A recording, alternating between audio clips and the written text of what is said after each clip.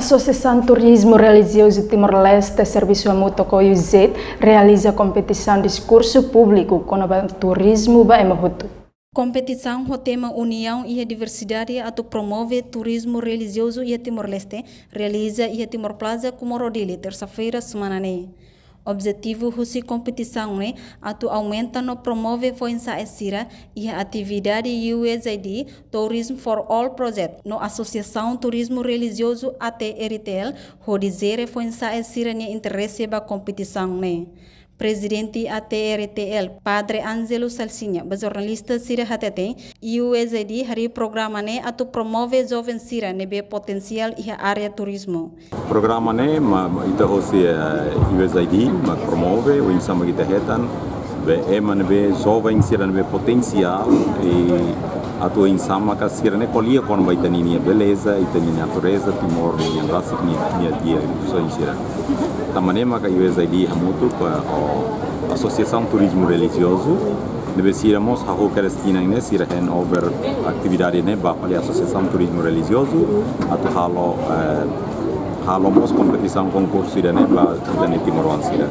Nia hatutang ATRTL se levanta programa ne to o município Lima composto husi município Dili, Ainaro, Ermera, Manatutu no Raioa. Agora dadang si a TRTL ita halona be levantamento de dados, pesquisa ita prioridade para município Lima.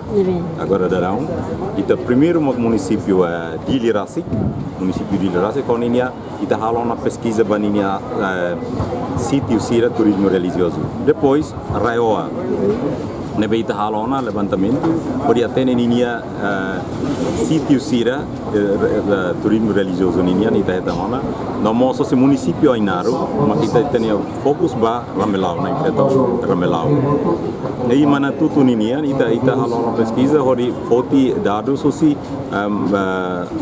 na infeto Aitarak. Ia fating hanesam Peter Semong, sefi USAID Tourism for All Project hateteng, programa ne hari atu envolve juventude sira, halo promoção ba turismo. Tamba futuro turismo niang ia juventude sira ne limang. Ya tinan tono liwa. Objetivo kada amia karak hetan juven jovens palu. Ori ne sira bele halo promoção kona ba turismo niang. Tamba mia tene kata futuro turismo ne ia juventude sira ne liman. É importante atu envolve juventude sira per sira kolia kona ba turismo. Então ira ne competição ira atu hetan embaixador para sira bele kolia kona ba turismo.